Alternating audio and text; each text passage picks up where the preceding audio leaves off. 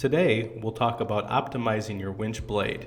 Remembering the 4 key points we discussed today will ensure you enjoy the best blading experience possible. Remember, before starting any blading activities, be sure to recognize safety info, understand safety signals, and be familiar with your operator's manual.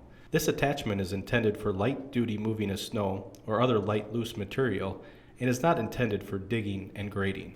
Do not misuse this equipment. Here are the 4 key points to remember. Drive less than 5 miles per hour.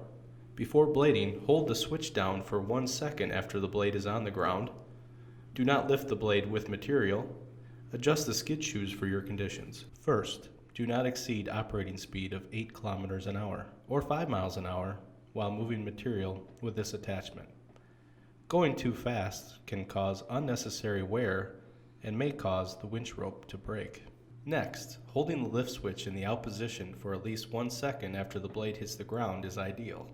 This will allow for enough slack in the winch rope to reduce tension and strain on the rope and ensure it doesn't break. Third, do not lift the blade until all material is off the blade. Lifting it with a lot of material weighing it down can cause unnecessary wear on the winch rope. It's best to back out of the pile of material before lifting the blade. Lifting with too much weight will add more stress on the rope. Lastly, we will show you how to optimize your blade for varying conditions.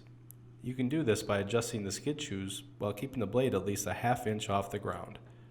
Adjusting the skid shoes reduces the chance of the blade contacting obstructions. Also, you can adjust the spring settings to optimize your blade. For example, adjust the springs to the highest tension setting for use on gravel driveways or cleaning ice and packed snow. Also, avoid curbs, potholes, or any obstructions you may encounter while blading. Remembering these helpful tips will ensure that you're efficient and safe with your blade.